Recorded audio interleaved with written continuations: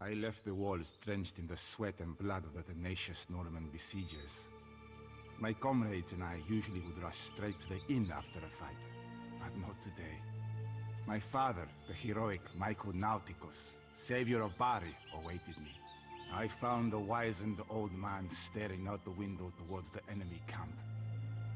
Foul, treacherous mercenary scum. Son, the inhabitants of this peninsula have courted mercenaries for centuries. Not one bit of good it did them. Weary of discussing Normans whose nature I knew all too well, I inquired about our rich family heritage. I asked my father instead to tell me of our ancestor Panos. My father spun round, his eyes gleaming. You wish to hear the story of the family? Our Greek blood runs back generations. Nauticus, our surname. It is so because we came as sailors. In the year 869, the night Panos Nauticus answered the summons of his Byzantine liege, Emperor Basil II. He was to lead a force by sea to aid our ally Louis II, the Frankish king against the Emirate of Bari. Panos was offered lordship of Bari after his victory, but he declined, wishing to live out his days in peace. Having brought glory to his house, he settled down and started a family. The old man mused for a while, his memory slowed by wine. Louis, on the other hand, ran into trouble with the Lombards. They were not fond of yet another Frankish conqueror treading on their soil.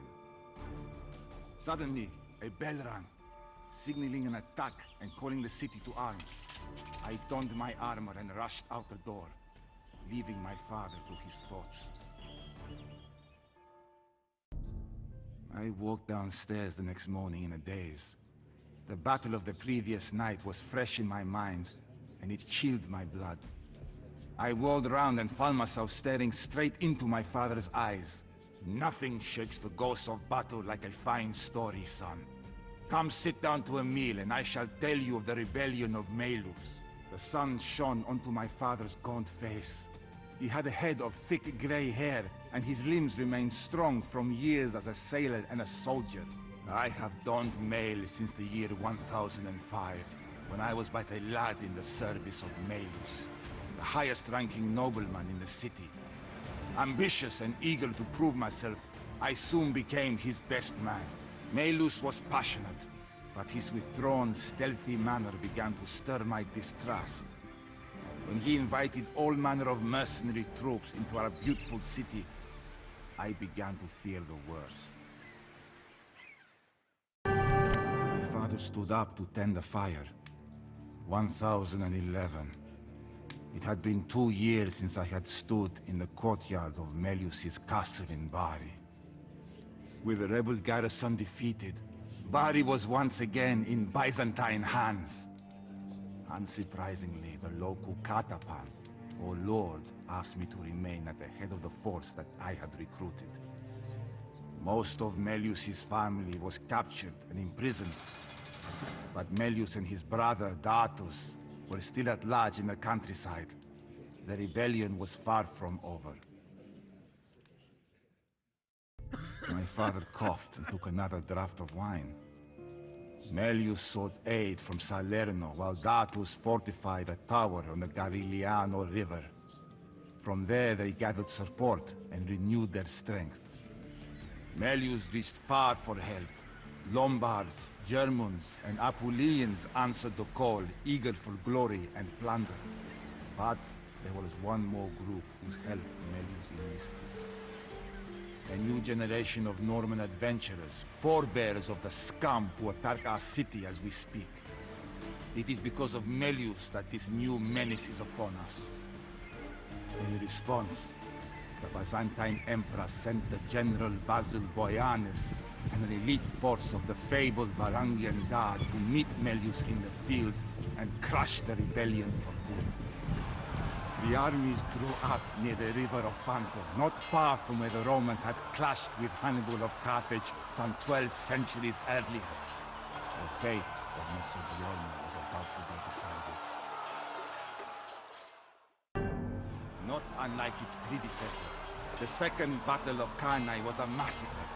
The Lombards and their Norman allies were no match for Boyanes' strategic prowess and the ferocity of his Varangian troops. Melius fled the field and sought refuge with the Pope, which sent him to the court of the Holy Roman Emperor. He gradually poisoned the minds of several influential courtiers, and eventually, the Emperor himself. Melius died in exile, but the effects of his political machinations were soon to be felt throughout Italy. The rebellion was over, but Boyanes still had a difficult task before him.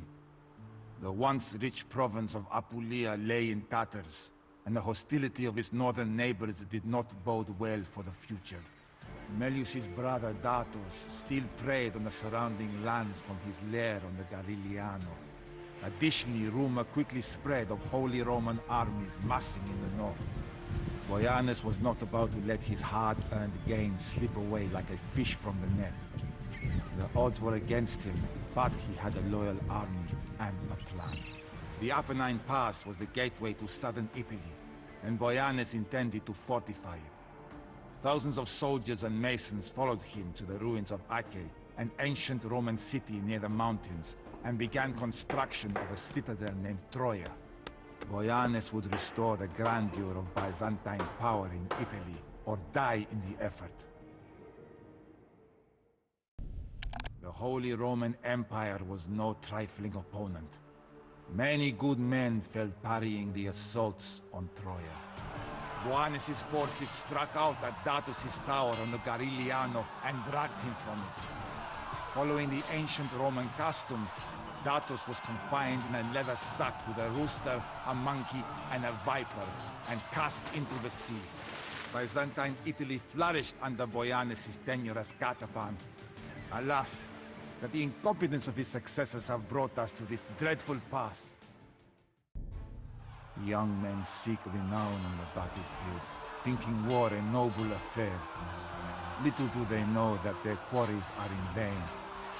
There is nothing but chaos, the screams of dying men, and the stench of death. I long for peace and cheer. I can hardly remember the sound of music in the streets, and the noises of a bustling city on market day. They have been replaced by the din of battle, the whistling of rocks hurled by Norman catapults, and the solemn evening tales in the taverns told by those who cannot forget the carnage of each day. My father approached, holding a sword and his old helm, breastplate, folds, and greaves. They are yours now. For 200 years, our family has proudly served this city. But today, you must leave this place. I am too old for the journey. But if you live, my death will not be in vain. Someday you will tell your son this story with the same pride as I have. Fight well today, escape, and secure yourself that future. The morning sun shone on the shores of the Aegean. I was speaking to a miller when I heard shouts from the harbor. Racing to the docks, I recognized several Barians disembarking from a battered vessel. The tidings were grim. Bari was in Norman hands, and my father had fallen valiantly along with it. I thought of his parting words, but I doubt that I will ever don his armaments again. Like my ancestor Panos, I have seen enough battle for 10 lifetimes. I think I shall travel the Empire, from Thessaly to Anatolia, seeking work as I go. With all luck, I will earn enough wealth to buy a house in the countryside, and raise miles of vineyards on the hillside. Perhaps one day, when I recount the tale of my family to my children and grandchildren, I will be able to conclude it with how we have found peace at last.